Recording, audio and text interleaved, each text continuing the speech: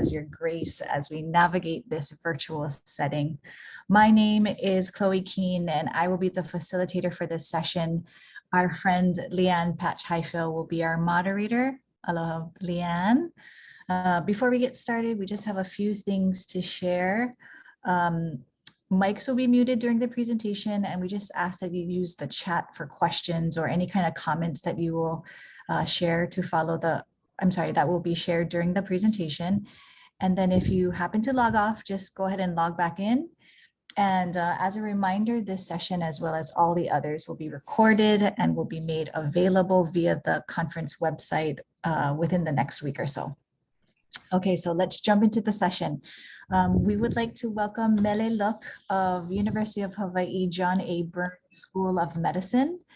Mele has worked as a health researcher, community advocate, and health administrator, specializing in Native Hawaiian health for over 40 years. She was the first director of community engagement in the Department of Native Hawaiian Health at the University of Hawaii John A. Burns School of Medicine, and presently serves as a senior advisor on select initiatives. At the department, Ms. Look founded and facilitates the Ulu Network, a cardio-metabolic health community coalition, which has grown to 41 community-based organizations with over 80 sites that serve Native Hawaiians and other Pacific peoples across Hawaii and the continental US. She received her master's in business administration from University of California, Berkeley. Her research includes pioneering studies in the area of Native Hawaiian mortality, and recently has been focusing on initiatives that merge cultural practices and health objectives. She resides in Waimanalo, Oahu, with her husband, Scott, and their son, Kai Malie o Manana. Let's get this session started. Aloha, Mele. Aloha, Chloe. Aloha, everyone.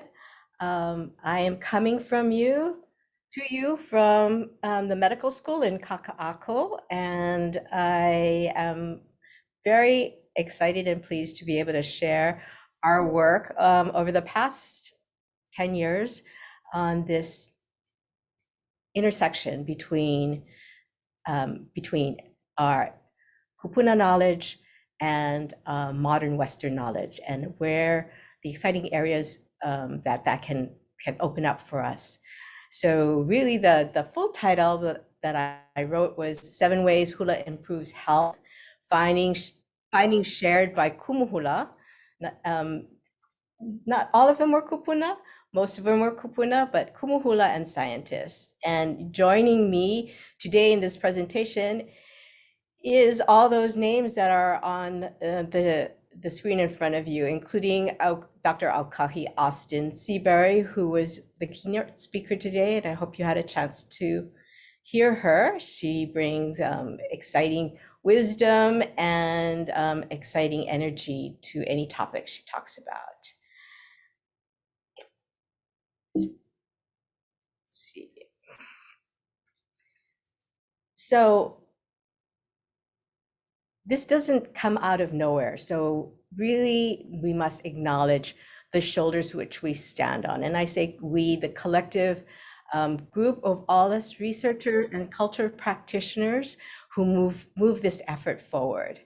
And I particularly want to recognize and point out the individuals in the first row who were instrumental to launching this idea and concept. And I personally talked to each of them about the idea, about how appropriate it might or might not be to use hula for health, specific health initiatives. And in fact, we were very specific about looking at hula for heart disease, cardiovascular issues. And all of them unanimously said that it was appropriate, and it was culturally appropriately, it was scientifically appropriate, and to move forward. So particularly my Kumu Hula at Hala Mohala Ilima, Mapuana de Silva, has been part of the research team since the conception, and continues to walk with us as an important investigator on our team. And secondly, I'd like to acknowledge Dr. Kekuni Blaisdell, Kamehameha, class of 42, who has been a mentor to me throughout his years. He's a founding chair of Department of Medicine, the most important department in a school of medicine. And he is always been an inspiration to take our Hawaiian knowledge and take it into the future. And then Pat Namakabekin, who is Kavena Pukui's daughter, who is a cultural icon in Hula for many reasons.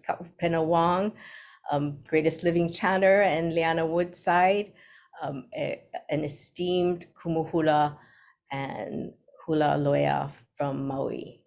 So all of those really on this screen is people who we could not have moved forward, would not have moved forward without. So really this talk is about the merging of scientific knowledge with cultural wisdom. And with this, this merging is considerable innovation comes forth, but it's not without tension, challenges, and difficulties. This is where it's essential to have a group of people who are willing to be open and listen to each other's point of view and may not agree, but find a path forward that blends both in respectful ways.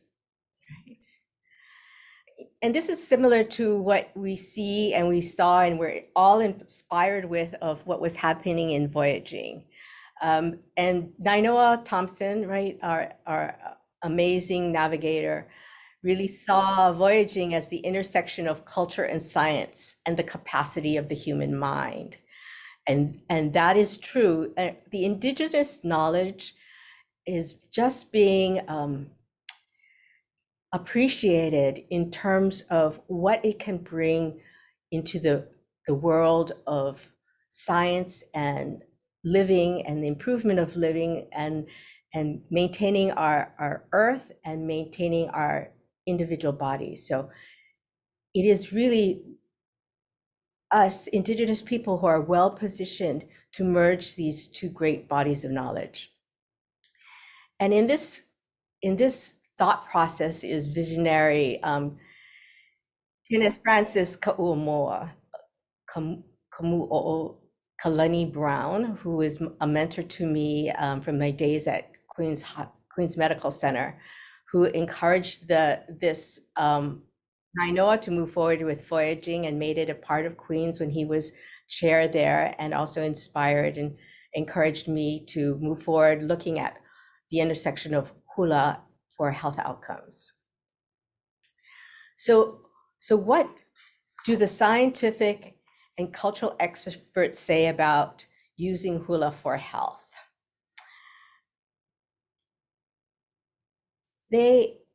We asked many people and we talked to many individuals who are esteemed and known in both realms. They all agreed that there was great potential for looking at how many aspects of hula could have health benefits, but it had never been done before. This was back in 2008 when we started talking seriously about this topic. Really, the first study that we had developed a proposal for the National Institute of Health started in 2008. And it was a team with Dr. Todd Sito, who's pictured here, Kekuni Blaisdell, Dr.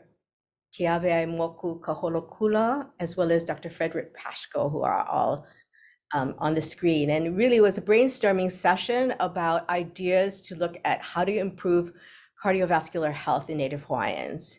And I don't know where or why, but out of my mouth came the inspiration that I've been thinking about for a while about using hula as a way to improve health. And Dr. Todd Sito, an esteemed researcher in his own right and a cardiologist at Queen's, really felt there was potential in that, especially in cardiac rehab. So we started to move forward. So the first area that hula, we know hula improves health. It affects the mind, body, and spirit. And that is what we heard from the hula masters that we talked to, was one of the first steps when we started as the research investigators at the medical school to think about and want to understand better about what hula and how hula affects mind, body, how hula affects health, was going to these esteemed experts. And what they were talking about is the Native Hawaiian worldview of health. Is to establish health, there must be an integration of mental, emotional, physical, cultural, and spiritual well-being. And consistently among the 8, individuals that of these experts that we talked to, all said the same thing about that is how you improve health. It's through all these spheres. So it's a very integrated view of health, very unlike the Western view, which focuses on the physical and sometimes, not often, in the mental or cognitive area, right?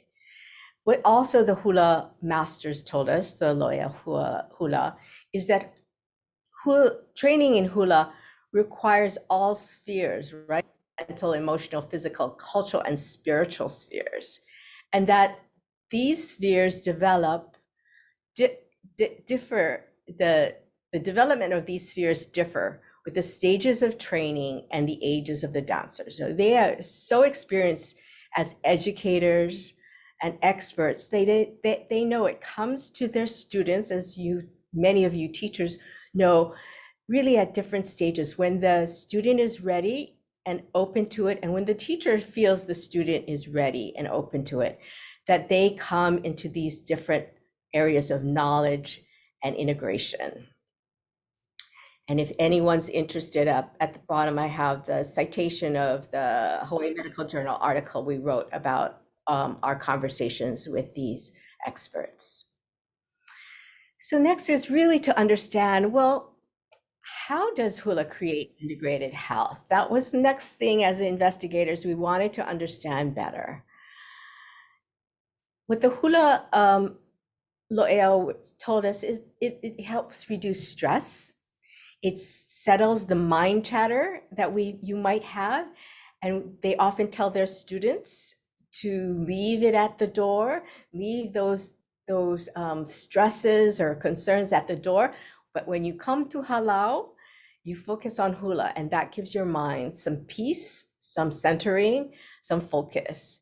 It's also an ekako activity in halau. So you form your own internal community, and that's really promoted in many ways in halau hula. I think many of you probably are dancers out there and know what I'm talking about when we talk about our hula family, our hula brothers and sisters. It's really forming, and it is really the Kumu hula that sets the tone and forms the relationship between the dancers, and that through that bond of social support also helps improve health. All the hula experts also said the most important thing about hula, or component of hula, is the words. It's the poetry, it's the history, it's the ike in the songs. In some of our studies, we found that pain management was also decreased in a 3-week or a 3-month hula program when dancers were dancing twice a week. This is physical pain that they identified was improved. And social connection, again, that ekako, that the relationships between the dancers are important. What we know now in medicine is social isolation can be very damaging to personal health. And in the pandemic, when we were in isolation last year, it was one of the big risk factors for mental health as well as physical health, was lack of social connection and social isolation. So emotional and spiritual health, that's one of the areas science is not great at understanding and developing. So Kumu Hula, who are more eloquent with that, really explain that hula connects you to something greater than yourself.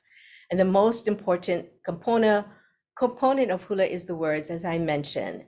The poetry holds the messages, the values, and the history of our people. And in that famous chant that we often open things with, E Homai, the line that the Kanaka Ole Ohana included in it, which is great hula family, is Ona mea huna no e ao ona mele e.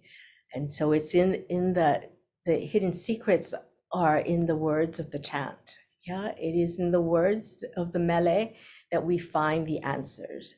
So in many ways, our kupuna instilled and in placed treasures for us to rediscover.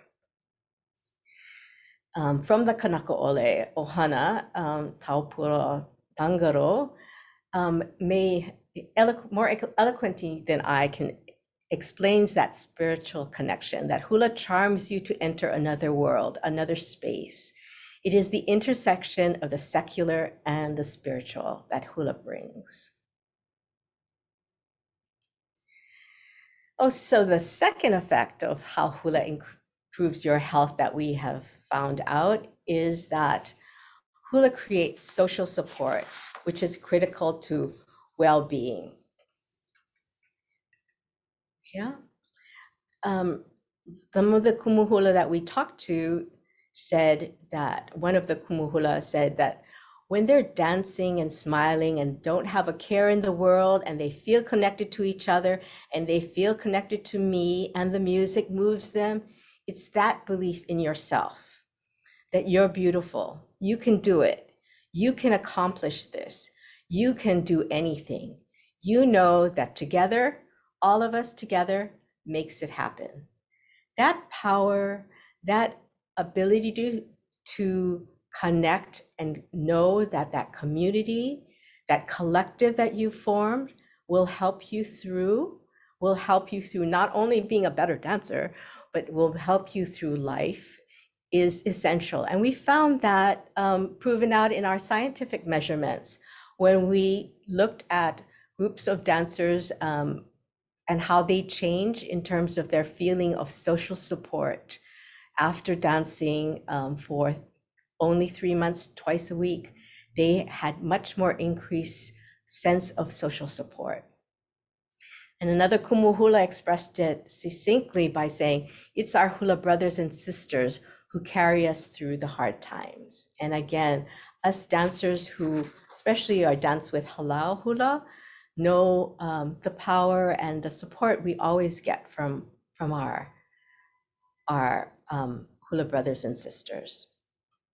And third, and then maybe this is an area I'm going to talk a lot about, because science likes to measure things and likes to measure physical activity, where that's a realm we're very comfortable with. So what we defined through our studies over the past 10 years that had never been looked at before was that hula can be specifically identified as a moderate or rigorous physical activity. And all of us know how much physical activity improves health.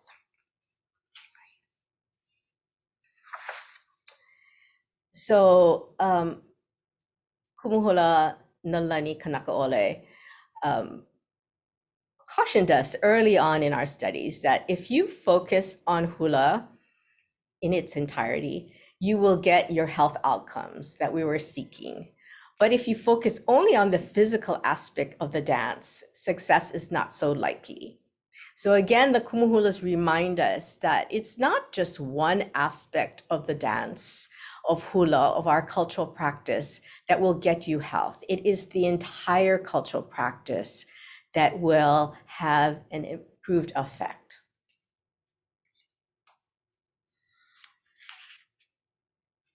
So another Kumuhula said that, like many things in the Hawaiian culture, there are levels and stages you go through. Oftentimes it starts with the physical, it continues to the intellectual, and then it continues to the spiritual.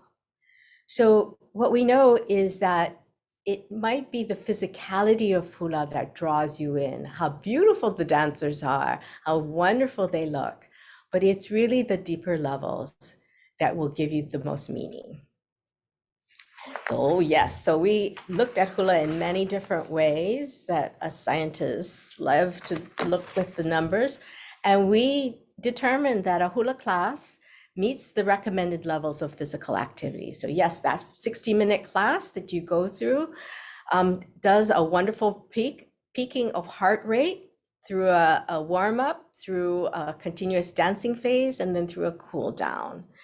And that we were specifically looking, and what you're looking at, numbers from 19 women who are average age of about 52 years old, and that because we were looking at it for a cardiac rehab, a cardiac improvement, and really it fit so well in the paradigm of a cardiac rehab program. So intrigued by this, we wanted to understand even more, what is the energy expenditure of a hula dancer? Because when we dance, us dancers, we look so effortless. So really, how hard could it be? So these are beautiful photos from Papakolea and Waimanalo of classes that we had as part of our studies. Okay.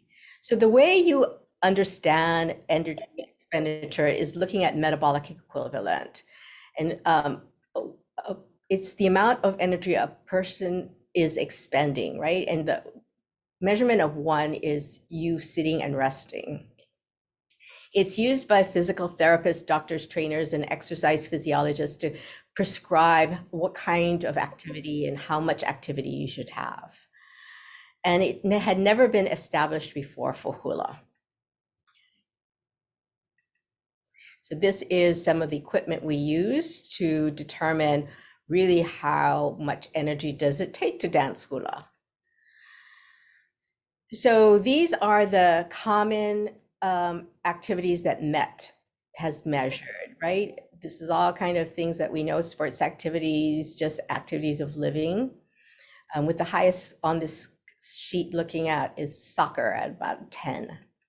Okay, what we found was overall hula, looking at beginner hula, advanced hula, kahiko, awana hula, is about a 6.6, which is between a friendly tennis game and a competitive basketball or volleyball game. So quite high. See, again, it's like us dancers, we make it look effortless, but we work hard at it. So low intensity hula, which you could understand as beginner hula, we specifically measured puamana and kavika, right? Those are one of the first hulas typically a beginner learns. That measured at about 5.7, which is fast walking and just below a pickup basketball game. So for elite dancers and for advanced hula, which is something you might see in a Merry Monarch competition, it got to up to an intensity of 7.5, which is for like a tennis game or a competitive basketball or volleyball game. So quite rigorous activity, right? And when we talked to Kumu hula and specifically Mapuana de Silva, who has a background in exercise physiology and our kinesiology professors at the university here, they said it's the bent knee stance, it's the movements, especially when you elevate your limbs, it makes your heart work harder, or if you bend over, it makes your heart have to work harder, and that gets up to the high intensity levels of hula. We know our elite dancers are practicing several hours a day to get to really high intensity levels. And really it is their continuous movement and it's not fast movement, but it's continuous exertion that gets them to high levels. We had dancers who got up to 10 METs. So number 4 is looking at what we specifically did, and I'll talk more about our study, which was an NIH study to look at how hula might help with the management of hypertension, which is chronic high blood pressure. So what we found is that Hula, after 5 years of our investigation, was that Hula does improve very, very well high blood pressure. So we looked at Native Hawaiians who had a physician diagnose of hypertension. Most were on medication for hypertension management. And when we compared it to other non-medication interventions, it was among the best. Only other close to the top is the DASH diet, which is a very strict diet that's like the Mediterranean diet, which is focuses on diet instead of physical activity. Medication itself only reduces systolic blood pressure by 2 or 3 points at best. And that's why physicians often give multiple medications to people who have poorly managed blood pressure. So what did we do to get that improvement in high blood pressure down? It was very typical of a halal hula class, maybe a little more frequently than typical. It was twice a week, it was 12 weeks, and it only included about 3 hours of a culturally adapted heart health education. And the class sizes were about 12 to 15. And in this picture, you see a class held at Waianae Coast Comprehensive Health Center. And in our class, which we named Olaho Ika Hula, the cultural guidelines for the Kumu Hula, and it was all Kumu Hula that led the classes, or Alaka'i Hula, designated by a Kumu Hula, not to dilute the cultural practice, to establish Aloha as a class expectation. It opened like we do typically in Hawaiian cultural practices, with a circle of sharing in the first and last class. And besides that, it was dancing. And we danced every day, twice a week. And it was included a walking, singing warm-up, stretches, footwork patterns, continuous dancing that moved from 10 minutes in the first week to 40 minutes continuously in the last weeks. And then a walk, cool down. So this is the guideline that Mapuana de Silva outlined for and helped train all the Kumu Hula. And so there would be consistency among the 5 sites that we held our study on. And again, importantly, it was moving the dance from into long stretches of continuous dancing. But for the Kumu Hula, they said it was different than teaching the regular halal class because they didn't have as much independence about stopping and starting class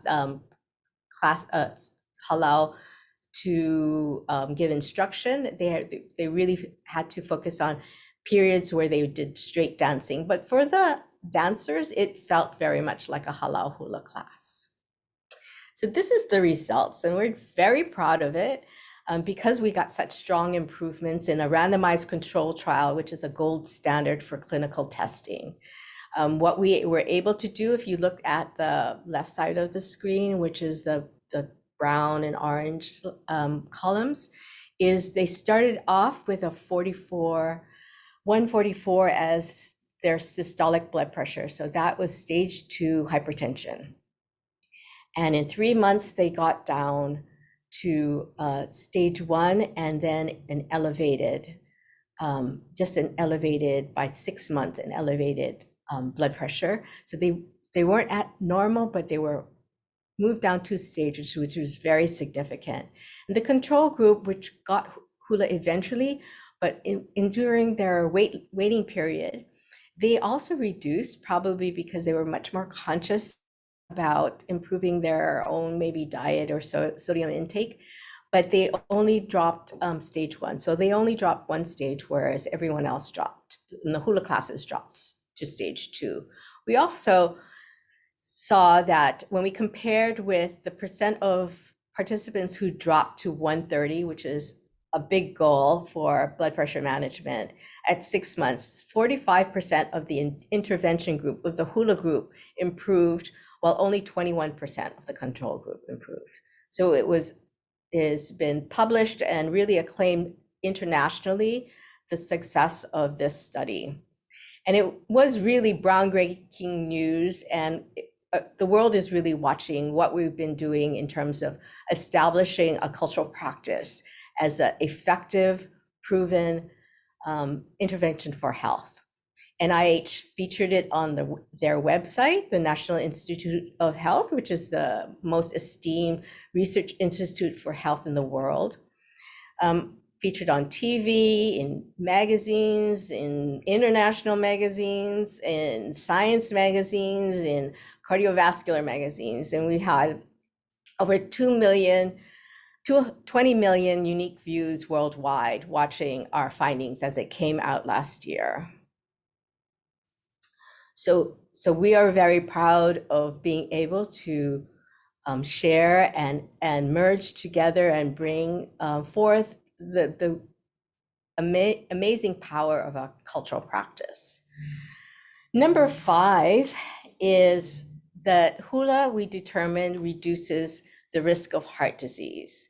So part of our study, our NIH study over the past 5 years, was to see if we could prevent heart disease. And we were able to determine that the 10-year risk of heart disease was reduced, and that the Olaho participants in that hula program nearly had double risk reduction in compared to the control group. So again, very impressive. So number 6, really coming towards the end of our findings, or what I'm sharing today, is that hula dancing reduces perceived discrimination, and perceived discrimination can be identified as racism. We specifically measured it through a survey that's been validated, tested in Native Hawaiians. What we showed was that in groups of hula dances, when compared to non-dancers, that they improved the perception of racism or perceived discrimination was reduced from before they started taking hula to after the 3 months after they had the 3 months of hula program. And that's pretty amazing, because we knew the external environment did not change, but they changed. They were not as affected by the racism that they were exposed to, or that microaggression that they might have been exposed to. What was also impressive was that improvement in perceived discrimination was improved not only in Hawaiians, but even more so in Pacific Islanders, specifically Chukis. So this is the class of Pacific Islanders in Kokuakalihi Valley, right down the street from Kapalama, with Kumu Hula Kilohana Silv. And really, it's the Chukis group which experiences very much higher degrees of racism than Native Hawaiian groups, that they felt this embracing and understanding of the host culture, and perhaps their form, we don't know exactly how it, I guess I'm gonna start wrapping up here, is we don't even know exactly how it improves perceived discrimination, but they clearly felt less discrimination after their experience dancing hula.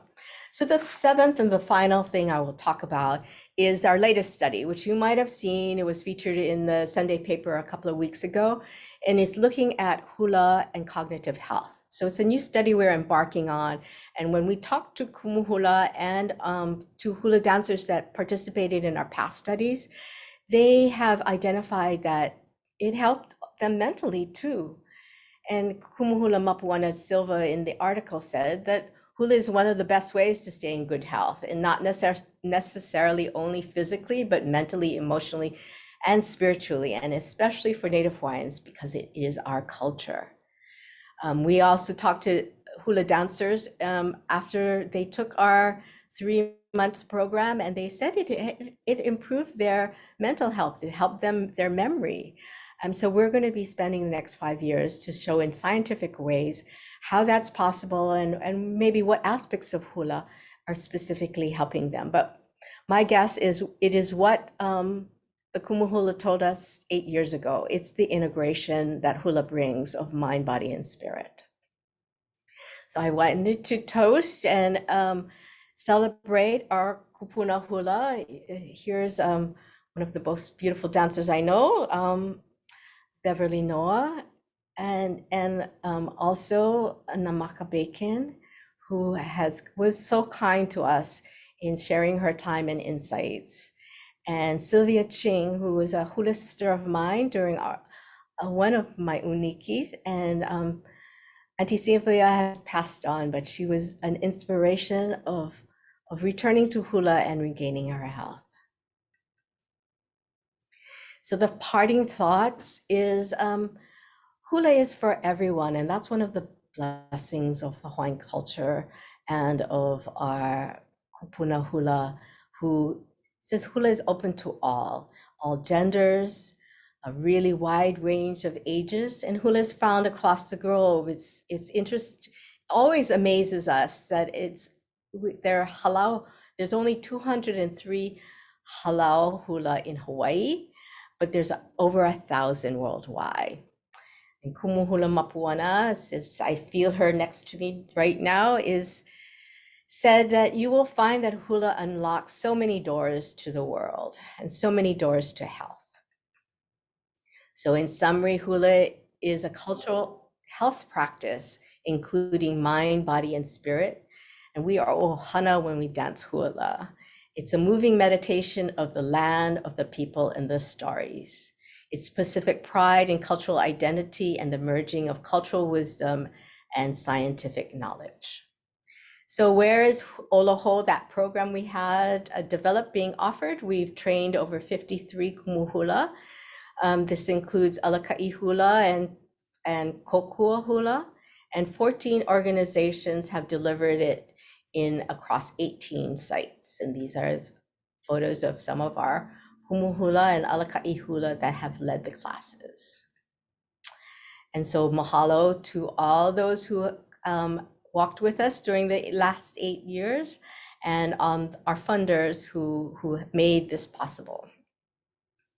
All right, so I will stop sharing now and I would be open to questions.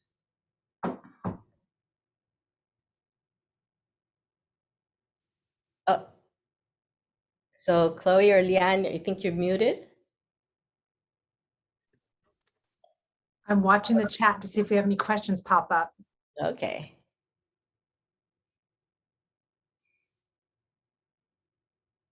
Oh, so do you, Chloe or Leanne, have anything you would want me to expand on as people are thinking of what they might want to talk about more?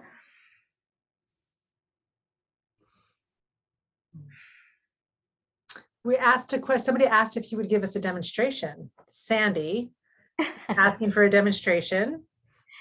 I don't think I think everybody knows what hula dancing looks like. You can just Google that or Google Mary Monarch if you want to look at our elite dancers. I do have some videos of when we did the testing, but I think people know what hula looks like.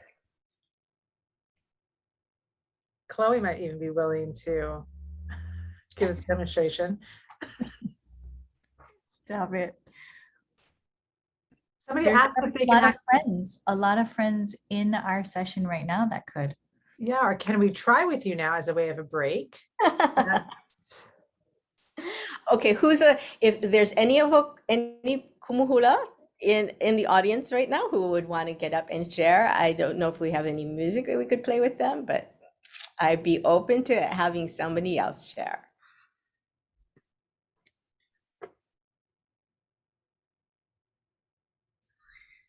Other than that, Mele, I'm just seeing lots of folks mahaloing you for sharing all of your ike today. Well, it's been a pleasure. There are on the website, I guess the link to my talk, I did include a report that includes a bit more write-up about the studies, as well as the other work we do here at the Department of Native Hawaiian Health. I did get one. You might have to go back to share your screen. They're asking if you can go back to the chant page #1. Let's see. Chant page does. Let's see. This is chant page #1.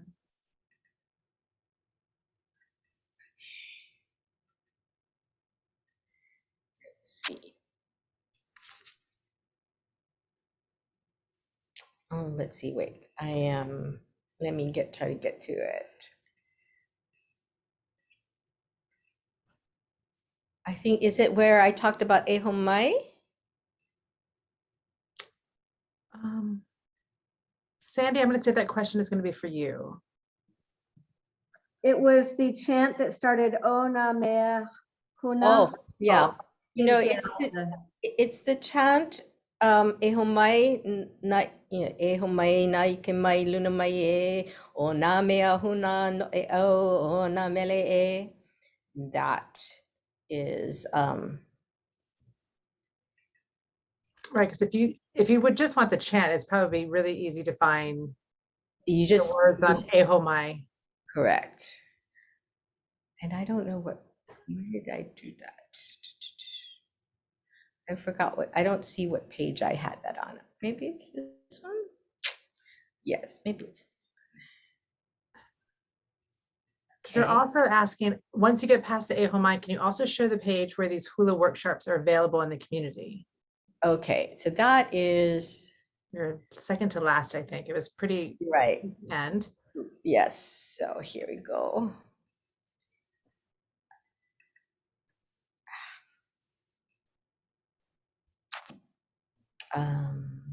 And also know that if we can't get it up, this session has been recorded. So it'd be easy to go back and rewatch. I think the recording should be up by next week as well.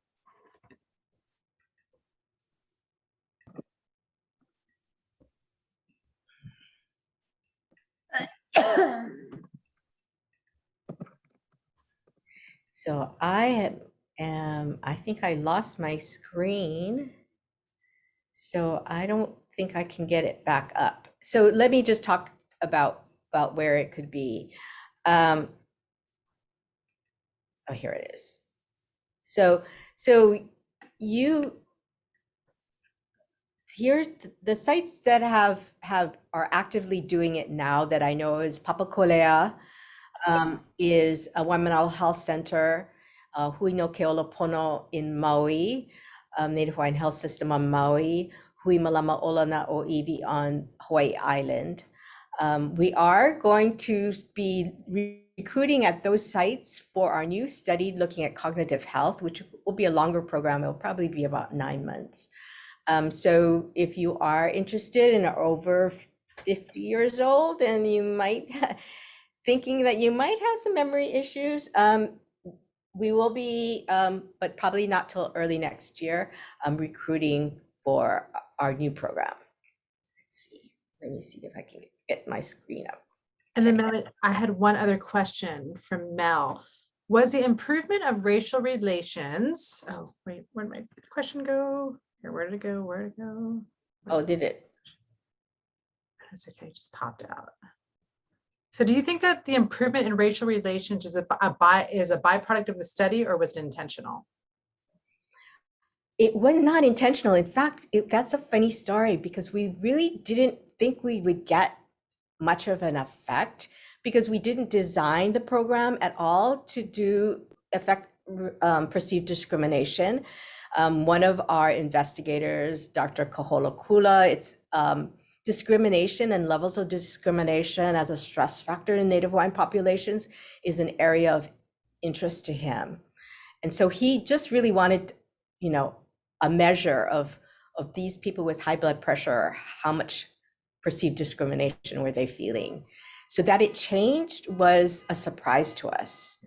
And we don't understand, because the study was not designed to delve deeper into that area. We can only speculate, and as well as you can speculate what might be going on in Hula or the practice of hula or the community of hula that might be forming a buffer or a protective factor for this discrimination. I think we don't know why at this point, but we were surprised because we didn't expect there would be a change. Hope that answers the question. Thank you. Yes, mahalo. I would love for another investigator to take that up and do a more investigation, because I think that's fascinating. Okay.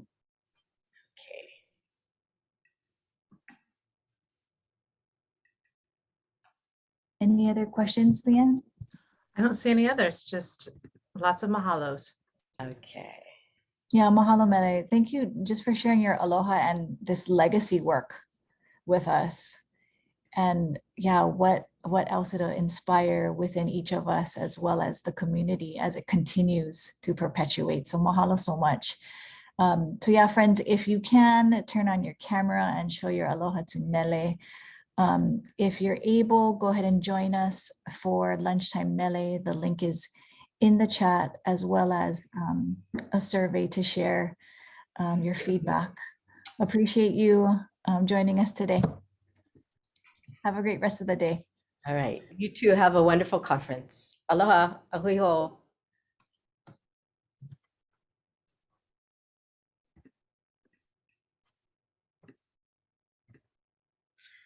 Thank you, Chloe. Thank you, Leanne. Oh, thank you. No problem, That was Mele. great. That was awesome.